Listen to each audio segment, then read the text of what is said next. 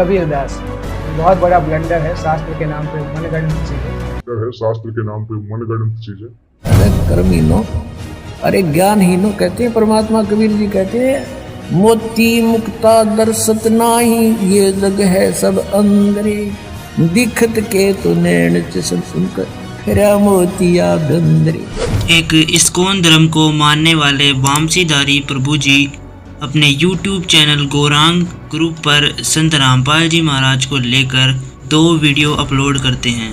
वामसीधारी प्रभु जी अपने वीडियो में श्रीमद् भागवत गीता के कुछ श्लोकों का अर्थ करते हैं और संत रामपाल जी महाराज द्वारा किए गए अनुवादों को गलत बताते हैं।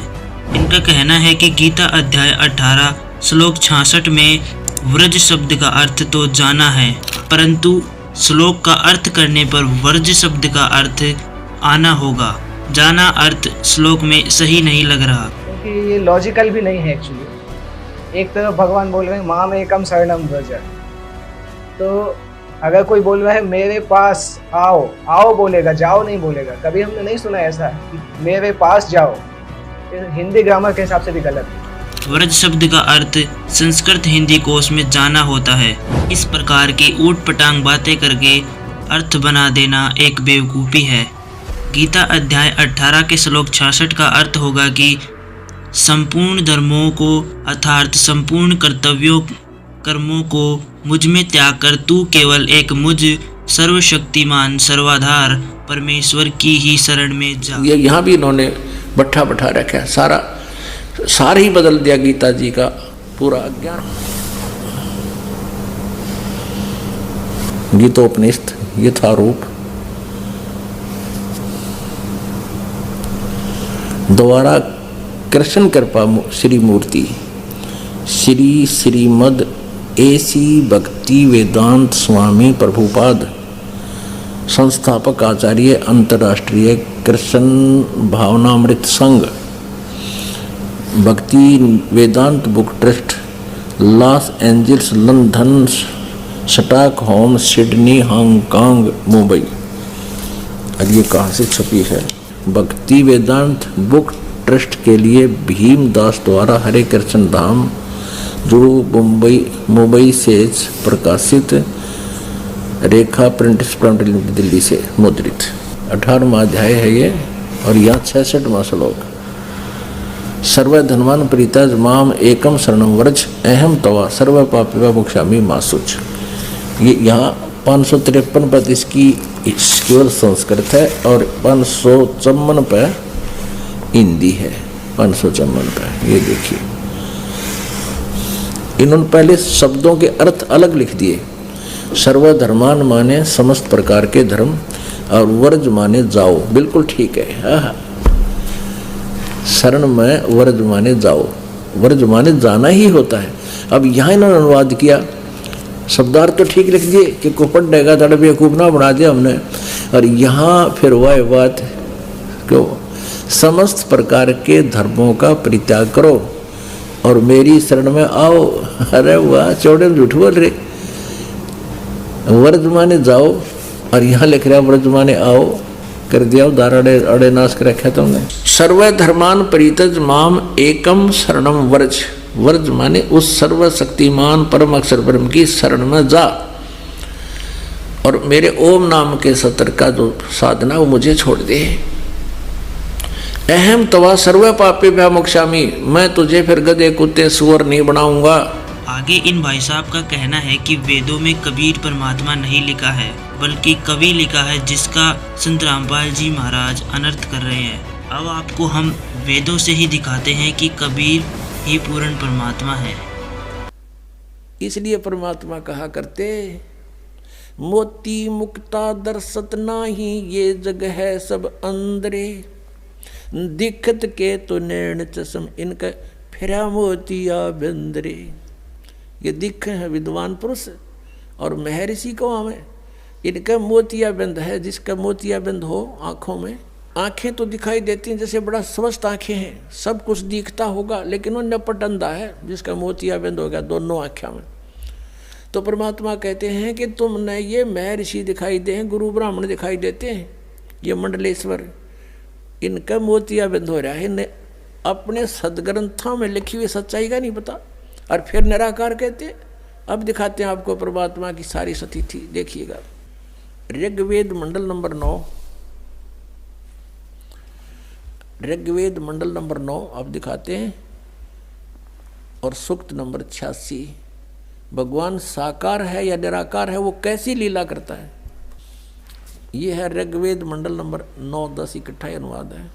ये है सार्वदेशिक आर्य प्रतिनिधि सभा, महर्षि दयानंद भवन, रामलीला मैदान, नई दिल्ली से ये प्रकाशित है। और ये मुद्रक है Prince offset printer 1510 Pataudi house Daryaganj नई दिल्ली से ये छपा है, छपा खाना इसका ये। अब देखना ये है ऋग्वेद मंडल नंबर 9 और सूक्त 86 का मंत्र नंबर 26।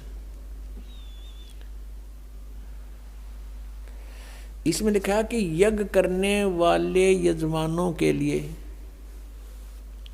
परमात्मा, यज्ञ करने वाले माने धार्मिक अनुष्ठान यानी साधना करने वाले, यजमान माने भक्तों के लिए परमात्मा सब रास्तों को सुगम करता हुआ उनके विघ्नों को मर्दन करता है और उनको पवित्र करता हुआ और अपने रूप को सरल करता हुआ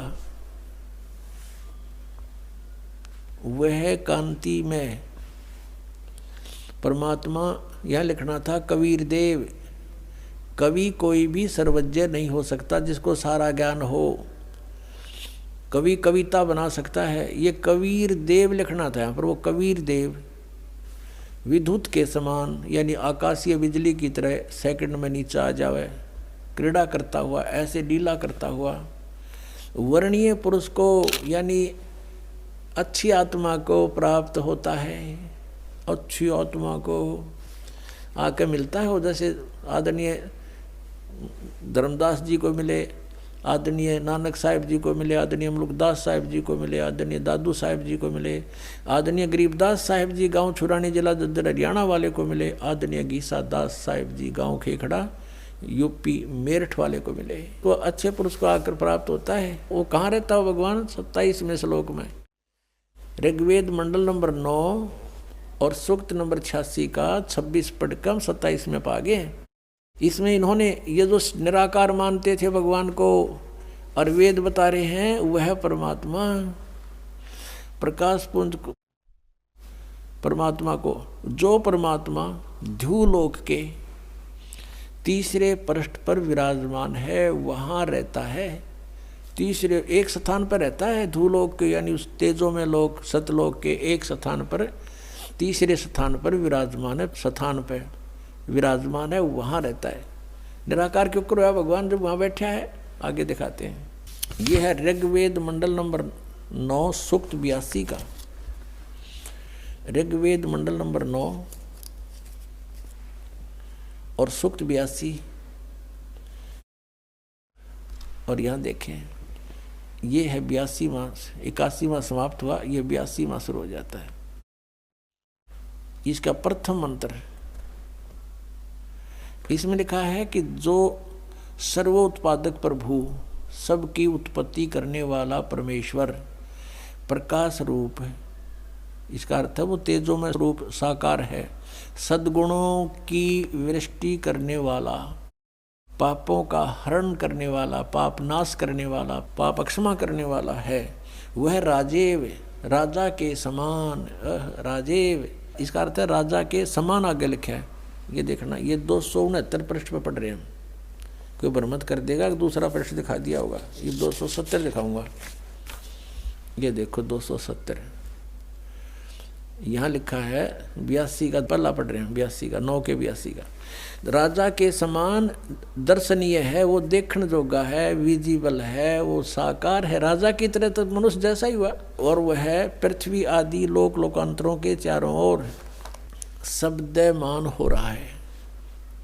वह वर्णीय पुरुष को, वर्णीय माने अच्छी आत्मा को, श्रेष्ठ पुरुष को, जो दृढ़ भक्त है, जो दृढ़ भक्त है उसको पवित्र करता हुआ प्राप्त होता है। जैसे आदरणीय धर्मदास साहिब जी को जो दृढ़ भक्त थे उसके बाद डगमग नहीं हुए, आदरणीय मुल्कदास साहिब जी को, आदरणीय दादूदास साहिब जी को, आदरणीय गरीबदास साहिब जी गांव छुड़ानी जिला जज्जर हरियाणा वाले को, और आदरणीय गीसा दास साहिब जी को गांव खेखड़ा मेरठ यूपी वाले को। ये दृढ़ भक्त आज तक डगमग नहीं हुए, दुनिया को हिला के रख दिया इन्होंने। इनको भगवान में ले आकर के को पवित्र करता हुआ प्राप्त होता है वर्णीय पुरुष अच्छी आत्मा को। जिस प्रकार विद्युत माने आकाशीय बिजली स्नेह वाले स्थानों को आधार बनाकर प्राप्त होता है। देखो कितना स्पष्ट किया इन्होंने। ऋग्वेद मंडल नंबर 9 और सूक्त नंबर 81 में कति कंसेप्ट क्लियर कर दिया कि वो परमात्मा राजा की तरह देखण जोगा है। राजा का अर्थ है कि वो शक्तिशाली होता है, मनुष्य सदृश ही है, राजा के समान है और साकार है, देखण जोगा है। और वो अच्छी आत्मा को वहाँ से चलकर आकर मिलता है ये, और जो दृढ़ भक्त होते हैं उनको मिलता है, अन्य को नहीं। जैसे आकाश की बिजली, आकाशीय बिजली गिरती है वो किसी वस्तु पर गिरती है जहाँ उसका विशेष अट्रैक्शन बनता है। अब 9वें मंडल सूक्त 82 का मंत्र 1 पढ़ लिया, अब 2 दिखाते हैं, देखिएगा। ऋग्वेद मंडल नंबर 9 सूक्त 82 का हमने ये पढ़ लिया, अब 2 पढ़ते हैं। वो परमात्मा किस उद्देश्य से आता है? हे परमात्मन, उपदेश करने की इच्छा से आप महापुरुषों को प्राप्त होते हो, अच्छी आत्माओं को, महान आत्माओं को प्राप्त होते हो, और आप अत्यंत गतिशील पदार्थ के समान हमारे आध्यात्मिक यज्ञों को प्राप्त होते हो। यानी अत्यंत गतिशील पदार्थ के समान, यानी जैसे बिजली चलती है, बिजली जैसी गति से आप, और उपदेश करने के लिए आते हो यहाँ पर, सच्चा ज्ञान देने के लिए। आप कबीर देव हैं, आप कबीर देव, यह लिखना था, सर्वज्ञ लिख दिया, आप यहाँ लिखना था आप कबीर देव हैं। हम उसको कबीर साहब कहते हैं, आप कबीर साहब हैं, शुद्ध स्वरूप है। अब जैसे ये अभी आपको दिखा था, जहाँ यजु लिखा हो तो यजुर्वेद लिखना पड़ेगा वहाँ पर, वो इन्होंने किया भी है।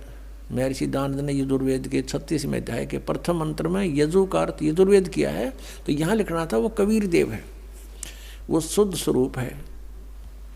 हमारे पापों को हे दूर करके, हे सोम, हे अमर परमात्मा, हमको सुख दे। पुण्यात्मा,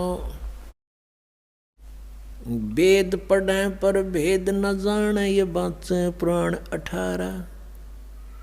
वेद पढ़े पर भेद न जाने, गुरु बिन काहू न पाया ज्ञाना, जो थो था बूछड़े मूड किसाना। गुरु बिन वेद पढ़े जो प्राणी, समझे न सार रहे अज्ञानी।